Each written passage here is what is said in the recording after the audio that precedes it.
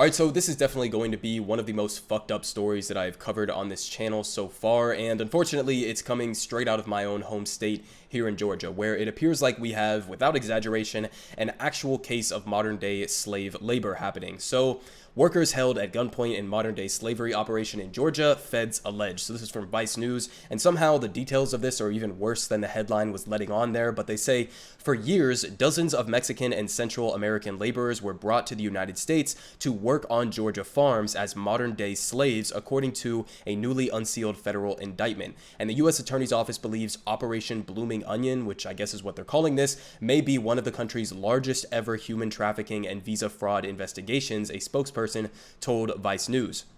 The alleged conditions it uncovered were brutal. At least 2 workers died, and another was allegedly repeatedly kidnapped and raped.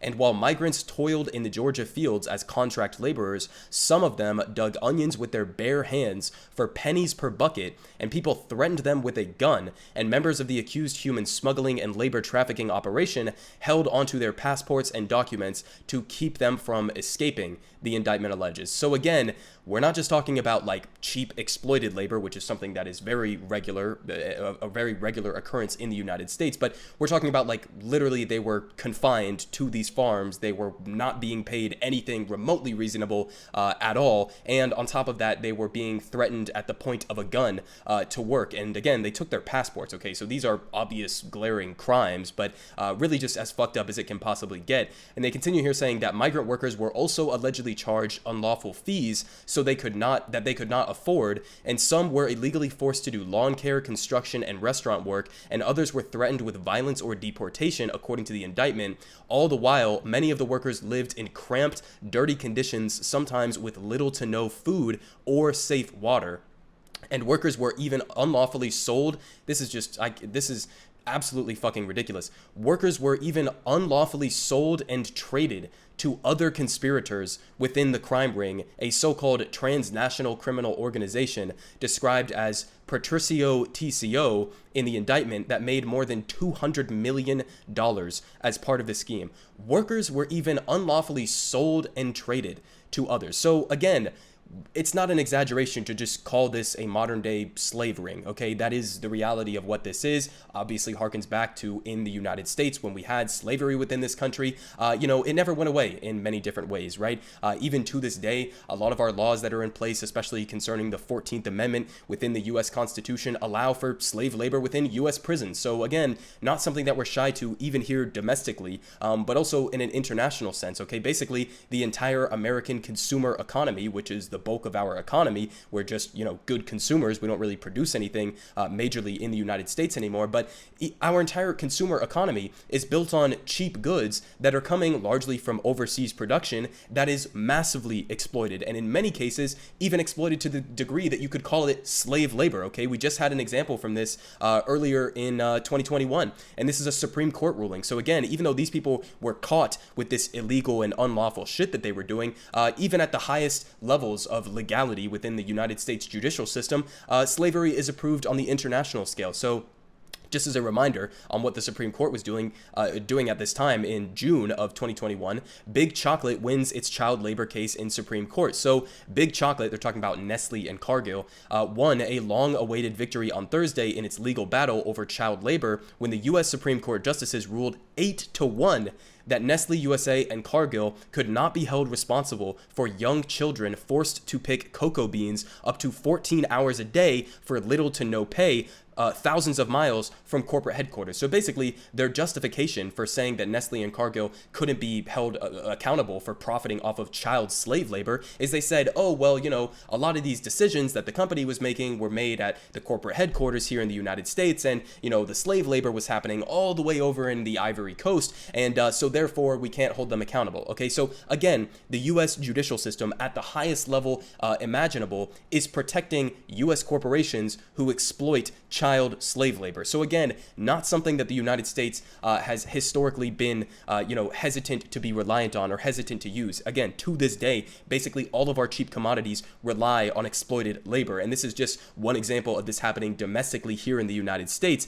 And thankfully, they have been exposed and caught doing this But, understand, even though these people are going to be held criminally responsible for this, this is basically what our entire economic system is built on top of, okay? So they continue here saying that again, they made $200 million, and this Patricio TCO name comes apparently from Maria Patricio, a 70-year-old resident of Nichols, Georgia, for whom the organization is apparently named. Kind of psychotic to name it after yourself, but I guess that's a side point, and is among the defendants in the federal indictment. But she's accused of filing fraudulent petitions to bring workers into the United States via the country's H-2A work visa program, and her attorney did not immediately respond to Vice News' request for comment, but court records show she's pleaded not guilty to the charges against her. So again, they're exploiting a visa program that basically allows corporations like this or sponsors to bring over laborers, and they were doing this in a fraudulent way, but again, using some aspects of the U.S., in this case, immigration system to exploit cheap labor. But they continue here saying that overall,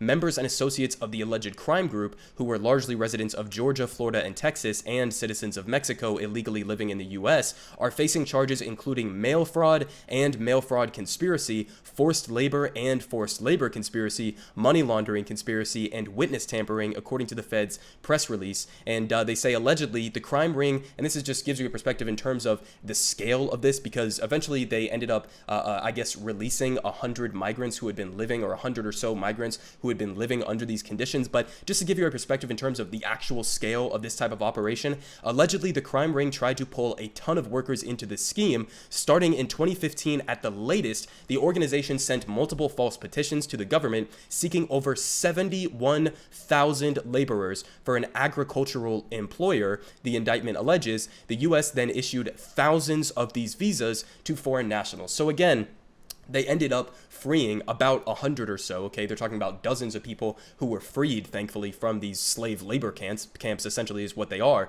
in reality. But we're talking about potentially, this is something that is maybe happening all across the country, happening to the tune of tens of thousands of people. And so it just, again, is a reminder that, yes, these people are going to be, hopefully at least, finally held accountable for these ridiculously inhumane crimes that they are perpetuating. But this is not the end of the ball game, okay? This does not mean that we have accountability for exploited labor within the United States. And unfortunately, we have the addition of the Supreme Court defending basically international exploitation of slave labor. But we also have just some other fucked up things that have been happening here within my home state of Georgia. And I just wanted to bring you guys this kind of unrelated, but also kind of related in a way story that came out about ICE. So if you guys remember, a couple months ago, we found out about this ICE facility in Georgia that was giving migrants forced hysterectomies, okay? And so again, just some of the most despicable and horrific shit you could possibly imagine. But we have a little bit more details now on this. So they say ICE doctor may have performed unwanted hysterectomies to defraud the DHS. So again, we have kind of a connection here with people exploiting the systems that we have in place. In this case, it's ICE. Before it was our H-2A visa program, but exploiting the institutions within the United States to do absolutely horrific things. But they say new details from an investigation into a Georgia-based doctor who performed unwanted hysterectomies on migrant women in Immigration and Customs Enforcement, ICE, custody found the man to be not competent, no shit, and indicated that he may have performed unnecessary and invasive procedures on patients to inflate payment from the government. So again, the connection that I'm drawing here, right, obviously these are two completely fucked up things that are somewhat tangentially related, but the through line that I'm trying to get you guys to understand is this is just a broader picture of the brutality of both American imperialism here domestically and abroad, and also just capitalism, okay? These are the incentives. If you have a bunch of, whether it's agricultural companies here, or you have an individual doctor who is operating, for government contracts and is operating for profits, then yeah, maybe there's going to be an incentive to do some absolutely fucked up and deranged shit. And it's not a secret, that capitalism in the United States and around the world was a direct outgrowth of slavery, okay? We transitioned from one economic system into the next, okay? And in turn, it also has some remnants of feudalism, okay? So these systems are all interconnected, all right? The authoritarian nature of these systems are all interconnected and continuous, right? They take different forms, but they're not all too different when you get down to the fundamental level of labor exploitation, okay? There is a direct through line historically from slavery to the modern capitalist system that we have right now in the United States and around the world. And again, this capitalist system not only, relies on cheap exploited labor, but also literal slaves in many cases. So it's not anything, that would be, I guess it is surprising in the sense that this is happening right now in the United States, but it's not surprising on the global stage because if you know anything about the history of the United States, this is basically what we have been doing throughout the entirety of our history to make us the most wealthy and powerful empire in the history of humanity.